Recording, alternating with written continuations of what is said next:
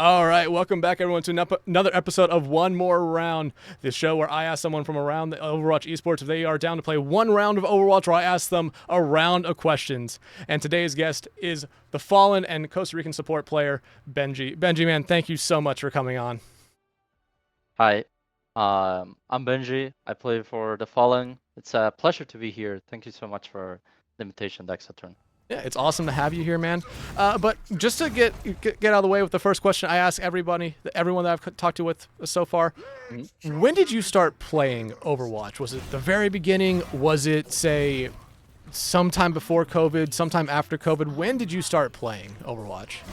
That's a really good question, actually. Well, my story is like a little bit funny because I did not play the game until like 2020, 2021, like late 2021, and that's because like the only times I could play Overwatch was like on one of my friend's house, and I really enjoyed the game, but like I didn't have like a PC or a PlayStation or anything, so I just have no means to play the game, and I have to wait until like I get done with college and get done a little bit with like my first job to like buy a PC and like start playing the game. So like around 2020, 2021 at the end to start playing the game. So relatively, you've been here about half the time that Overwatch has kind of been around here. What has been maybe your like favorite era, maybe meta of Overwatch that you've either played with or just like really fun to play against potentially? I think when like Juno came around, like it was also like one of my first Face It seasons, I think. Back in the day when I was playing with the Phoenix Guard boys. Some of them you may know them is a current Celestia roster with Unique and like all those like awesome boys. I really enjoyed that meta, like just playing like Juno Brick, slamming things. I think Malga was also like fairly new to the game too. Really like really fun times, and just like comms, the team is like really enjoyable. Yeah, and I mean, technically Juno Brig is kind of coming back into a little bit of their own spot right now. It's not necessarily the best, but I am seeing it get played a little bit in some areas of Face It. Yeah, definitely. I think the thing is that Mitsuki is just like Mitsuki just is a hero, so it's definitely not like horrible, but it's not as like dominant as it used to be. Especially like with Mitsuki current state.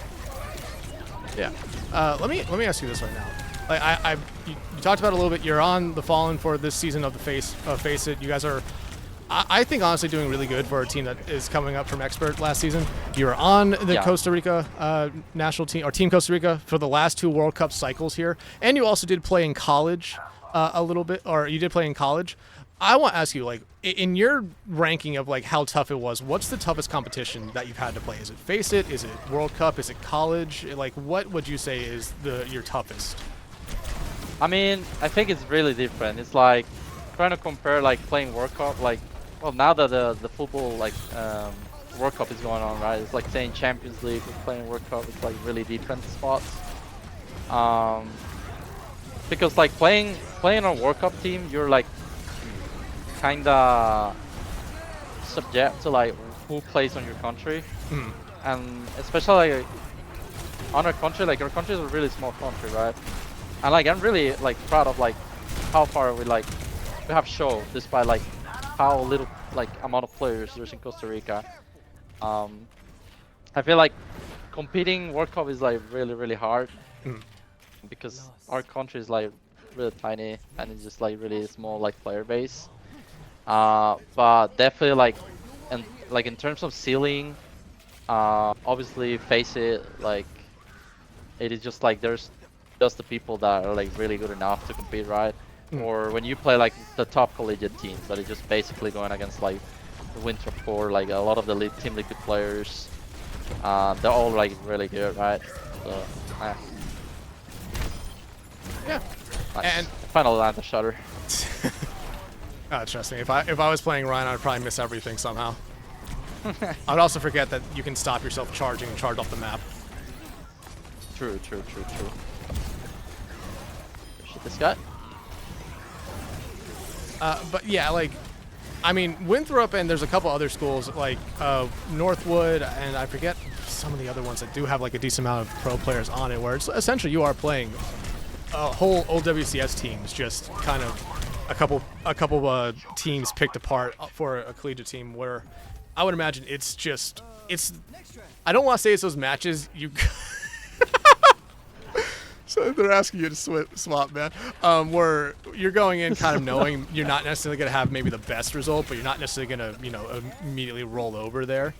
But like you kind of said, every different thing has every different level of competition has its own unique like kind of twist on it or challenge. Yeah. And here, you talked about the actual FIFA World Cup going on right now.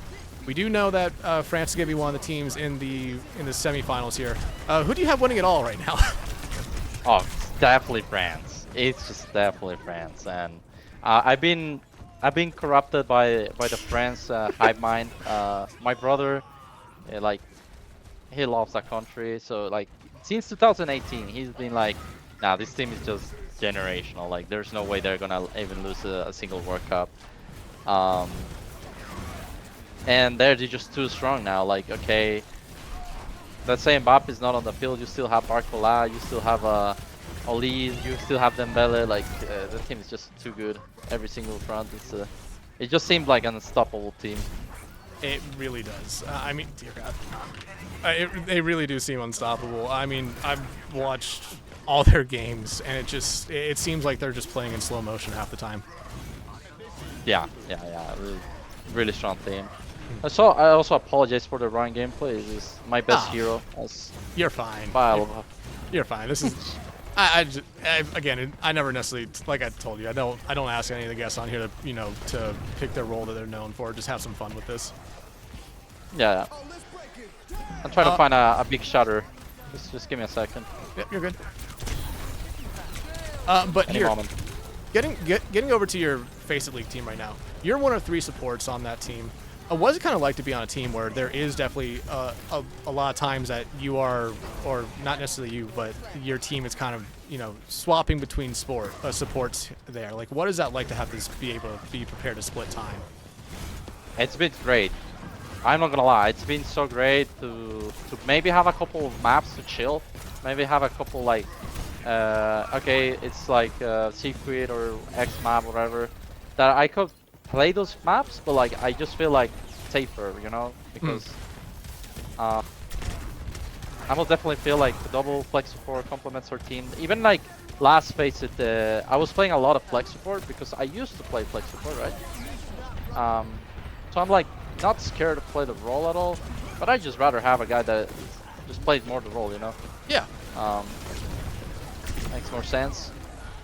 So it's been really fresh. It's been really good. And also, like, our team has like a lot of players. Like before, we have like this situation with 3 DPS players and 2 tanks, and I feel like everybody has like their time to get a couple breaks, and I think it's been really good for mental and for team as a whole. Because I always like prioritize what's best for the team. Yeah. And I feel like, especially in Masters tiers, there's not a lot of players. Like, there are a lot of players who do prioritize what's best for team, but I feel like there are definitely some out there that prioritize, like, hey, I want to make sure I'm the one who's playing here a lot. And it's always nice to hear that, because I talked with, oh crap, how am I forgetting the last episode I did where it was a tank player who was splitting tank. I'm terrible at names, dear God. But they were basically saying like the same exact thing as you. It's really nice just to be able to kind of have that kind of flexibility, have that kind of just freedom to be able to kind of play what you want, or just come in and be fresh at times. Yeah.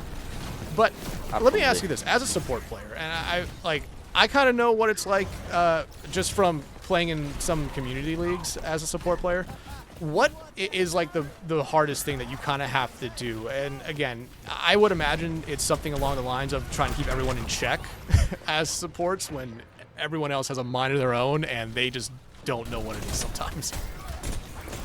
I think most definitely has to be like a lot of this mental aspect. I think like our team is really great in a lot of aspects, like our team has a lot of hands, and I think that's like a lot of us strong, and as well as our team is also like unexperienced in some sort of way, because like a lot of these players, like their first Faceit season was last season, right? Like, and that for me at least, that tells me like a lot about a lot about the potential that they have as players, right?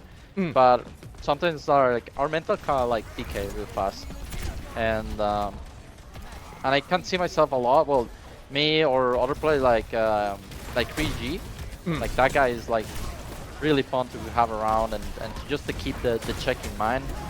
And more as a main support, you're not like ideal, right? But like you have to like give a lot of direction to your team, and you have to like keep your team to know what's going on, right?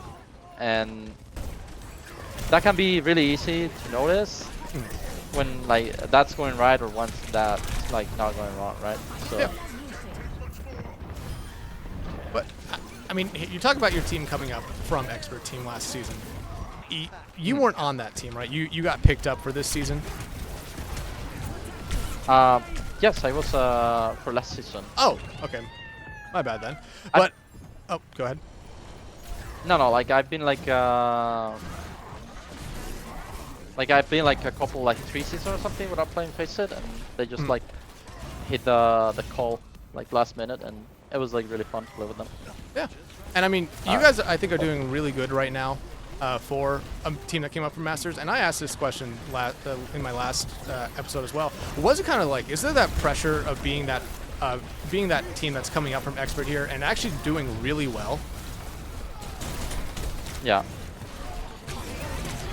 I mean, we know where we are. I think we are like, obviously we want to perform, we want to make playoffs, we want to make like good, but it's like a different league, right? And obviously like we have to improve a lot as a team, right? I think this team has a lot of potential. When we have a good day, I'm telling you, this team has the potential to be there. But we still need to like find that glue. We still need to find that consistency, because we have really good results sometimes on scrims, as we have really bad results. So there's like a lot to work, and we know like for this season is like, no, it's not like last season that we can like, okay, we're just gonna farm and win the league or whatever. But we have more a mentality of like, this is a season that we need to learn, and then that we need to test a lot our mentals, because it's obviously going to be like a really hard season. There's like a lot of really good teams around. Even teams that are not doing really hot, they can surprise and just start like performing well. So obviously like really competitive, and we just want to do our best, and we have to show that we can be there too. Awesome to hear, man. And hey, that's the end of the game. That's the end of the round. Benji, thank you so much for coming on, man. I'll make sure to give you all the shout outs in the post credits or in the end screen here. But everyone, thank you so much for watching another episode of One More Round. Make sure you tune in next time, as I'll be asking someone if they're down for one more round of Overwatch. Until then, hope you have a great day, and I'll see you then. Yeah.